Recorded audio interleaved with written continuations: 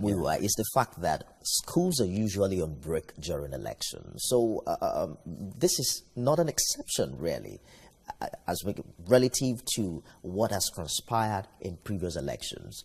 Universities usually will go on break for, elective exercise like this. Every election has its own peculiarities. In this election, we've seen a lot of younger presidential candidates, young candidates like myself. We've seen the likes of Shina Fagbero of Kowa Party. We've seen Chowure. We've seen Christian Mugalu.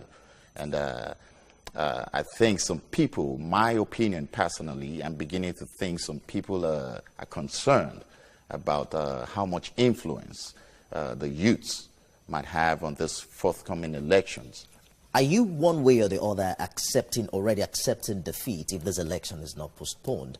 Do you foresee a colossal loss on your behalf? I'm not accepting a defeat. I just see... If this election is not postponed? If this election is not postponed, I'm not... Because you seem to have painted a picture that, the bulk of the people who were supposed to vote for me are not currently on ground. Well, that vote is supposed to be the icing of a very tasty cake for me. Okay. So it's not like I'm conceding defeat.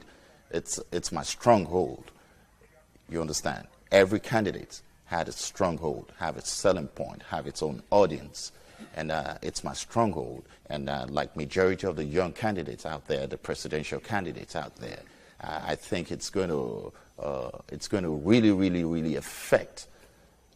Help us understand your point precisely. What would be the ideal situation, especially where the students are concerned, that will ensure that most of them are not disenfranchised in this particular election?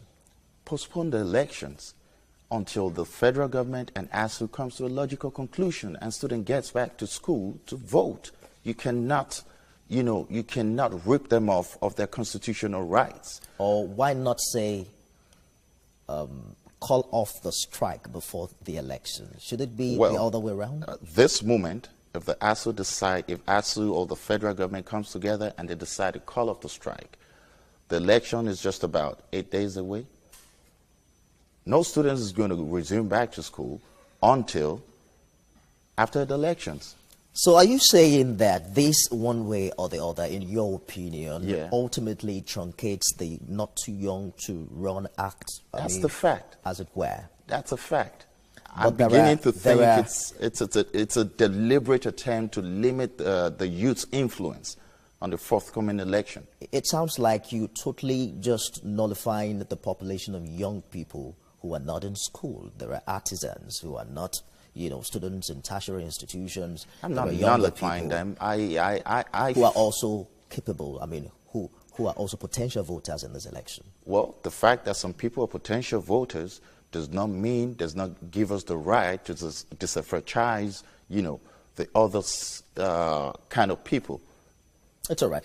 Let's talk about your constituency. What have you been able to identify as the major needs as we count down to this election? Well, first of all, I would have to make it clear to you, I'm not a fan of constituency project. I don't go crazy for mega projects with mega kickbacks. I believe in empowering the youths.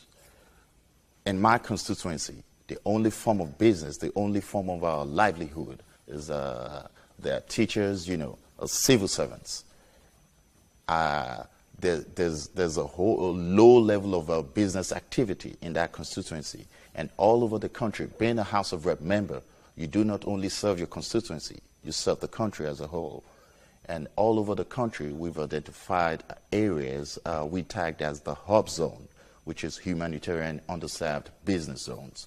And we are thinking of initiating a bill called the SBA bill, the Small Business Administrator bill. The essence of this bill is to help small and medium scale enterprise spring up in